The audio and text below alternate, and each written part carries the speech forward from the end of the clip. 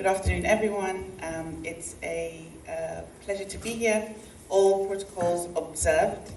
So yes, the pleasure to be here for this event as we think about and discuss health, wealth, and Ubuntu.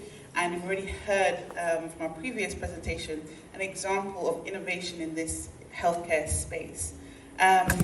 So the theme, the three pillars of the theme are not only timeless, but they're very relevant to how we reimagine or think about healthcare in Zambia, the UK, and the interconnected world that we live in.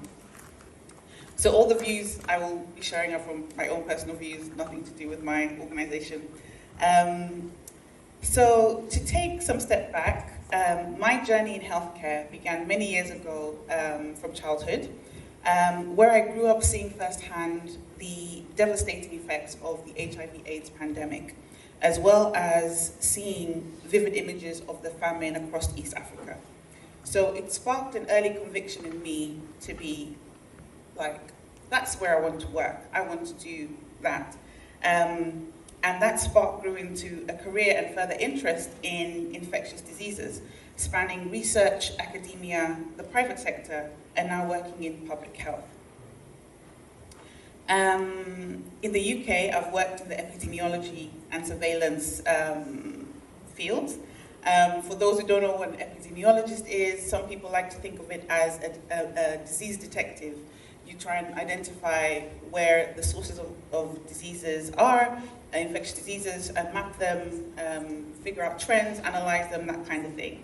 And so my career has also included infectious disease outbreaks such as COVID-19 and the Mpox response as well.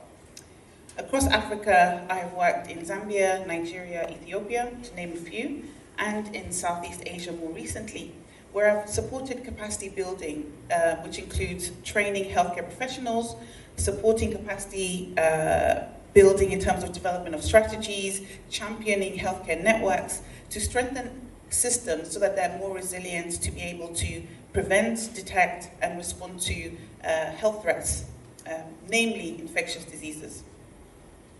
This is guided by the One Health approach, which is something that I champion quite a bit, that connects human, animal, and environmental health to improve health security. As we are all living in a post-COVID world, we know that not one area, one sector is responsible for health security. They're all interconnected, and the better that they work together, the more resilient the response will be. So through my varied experiences, one thing has remained very clear to me, that health systems are only as strong as the people within them. The people within them, the people who engage with them, the people who critique them, but they're only as strong as the people. To create resilience, sustainable care or healthcare systems, we must invest in the people who deliver it and in the technology and infrastructure that enable them to work effectively. This includes investing in the healthcare workers, communities, entrepreneurs, innovators who dare to transform the system. When we think of health today, we must also think beyond hospitals and clinics. As I said, COVID-19, the persistent threat of infectious diseases, recent environmental events such as floods and droughts show how interconnected we truly are and how broad health can be. During the UK's COVID-19 response and the Mpox outbreak, I witnessed the power of rapid collaboration where scientists, clinicians, data analysts, community leaders were working side by side to save lives. Across Africa, countries were predicted early in the pandemic that they were going to suffer the highest mortality rates, and they were forced to be very strategic with limited resources. This urgency drove innovation in telemedicine, which we've had an example of today, contact tracing, and supply chain management. And overall, thankfully, the mortality rates were not as bad as previously predicted. There are also other examples of, in Zambia, of this innovation. I read recently that Zambia launched Africa's first solar-powered clinic through the Gavi initiative, which is a $28 million health facility solar electrification program, so that by 2026, 1,277 facilities across Zambia, across Ethiopia, Pakistan, and Uganda will have reliable energy for vaccine refrigeration, maternity care, and critical equipment, improving the health services for approximately 1.3 million people. And then there are other local innovations that we hear about, that I heard about while researching, such as a digital platform to support the improvement of maternal health, because we know maternal mortality rates can be quite high. Initiatives looking at digitizing medical supply chains to reach remote clinics, and using remote diagnostics and AI, this world of AI, to bring up affordable point-of-care testing to underserved areas.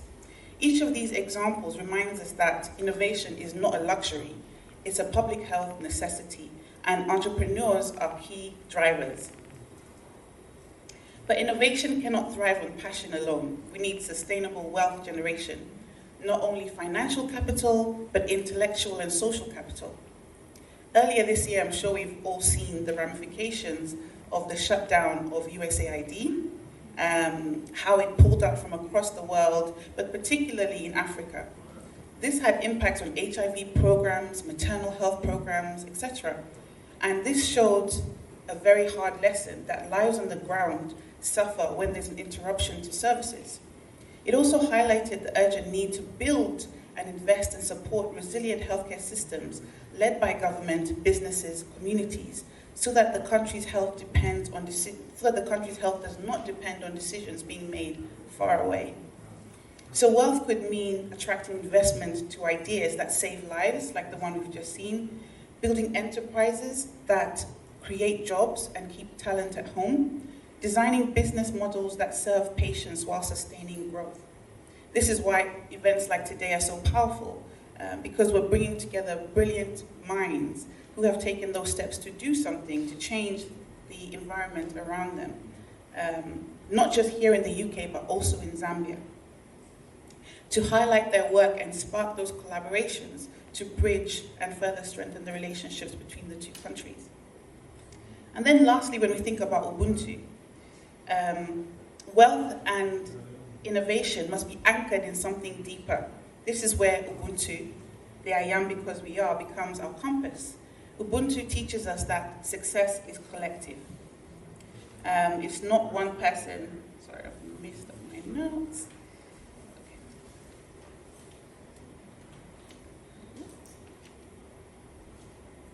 Okay, sorry, 1 second, technical. I relied on our old school paper and pen, and I just need to scroll to the last bit of my speech. Okay. So, Ubuntu teaches us that success is collective. My personal work focuses on technical partnerships that are country-led and not donor-driven. Our One Health approach embodies Ubuntu by bringing animal, human, and environmental sectors together. I have witnessed Ubuntu not just in that, but in how some of our activities where we delivered a cross-border simulation exercise across countries in Southern Africa, so Zambia, Zimbabwe, Namibia, Angola, bringing health officials from these different countries together to solve common problems to serve the communities in these regions. And we see Ubuntu in various ways, from the Zambian entrepreneur who builds the healthcare app and is sharing it here, from the UK-based physicians that mentor and encourage development with Zambian medical staff back home, of those students.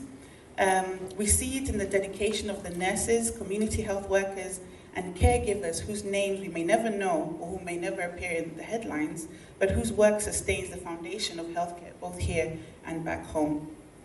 And it's not always something big, it's how do you show up in your community? What ideas do you have?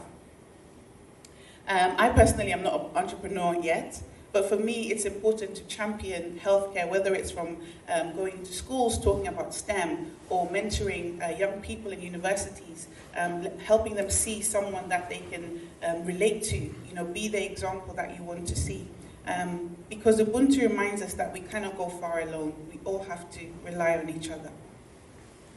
So today I just want us, as we're listening to the various discussions and presentations, to just think that this is our moment to co-create health solutions that generate well and embody Ubuntu. I think the various speakers will give their presentations of their work, their initiatives, and we can see how we can support.